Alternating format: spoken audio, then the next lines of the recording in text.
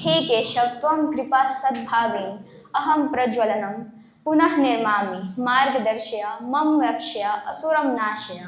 And now moving forward, there is a time to call the one of the youngest performer of this session, Mic of Mithila episode 2.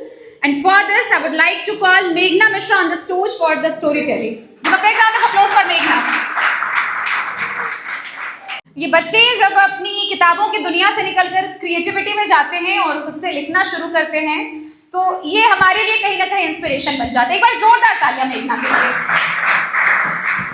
Hello everyone, I am Meghna Mishra and I am going to narrate a story whose title is Prajwalan. It was the year 346 CE. A terrible hunger grabbed King Mayur Sharman's land. The ground was dry and cracked. Everyone was hopeless. Mayur Sharman, who founded the Kadamba dynasty, knew he had to do something. So he ordered for a big religious fire ceremony, asking the gods for help. Agnidev, the fire god, was happy with the devotion of King Mayur. So he decided to give him a bow made from the elements of 5. Water appeared on its surface. It had the power to bring rain. The vastness of the sky, the strength of the earth, the heat of the fire and accuracy of the air. These all qualities made it quick and perfect. The bow was named Prajwalan. With Prajwalan, King Mayur ended the hunger. Mayur won many battles with Prajwalan, but he had worried how the bow was used wrongly.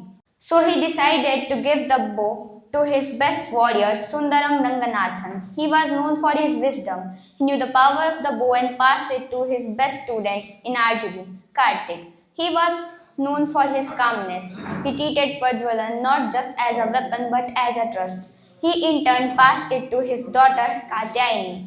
She was a beautiful and intelligent young woman. She mastered all the skills needed to hold Prajwalan. She understood the legacy she carried and the importance of protecting the bow from falling into wrong hands. The divine arrows shooted from the Prajwalan were magnificent. During the time of Krishna Sharman II, 16 bad leaders joined a nearby kingdom. They plotted against Kadams. They knew about Prajwalan and wanted its power. Katyayani fought bravely, but the attack proved too strong. The Kadams were defeated. As late time, she held Prajwalan, knowing its power must not fall into wrong hands.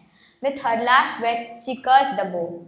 Whoever will regenerate Prajwalan with a desire to rule over the world will vanish completely. The bow broke into 5 pieces, each holding one element. It vanished without any trace. The stories and predicted the bow's creation depend on the correct mantra.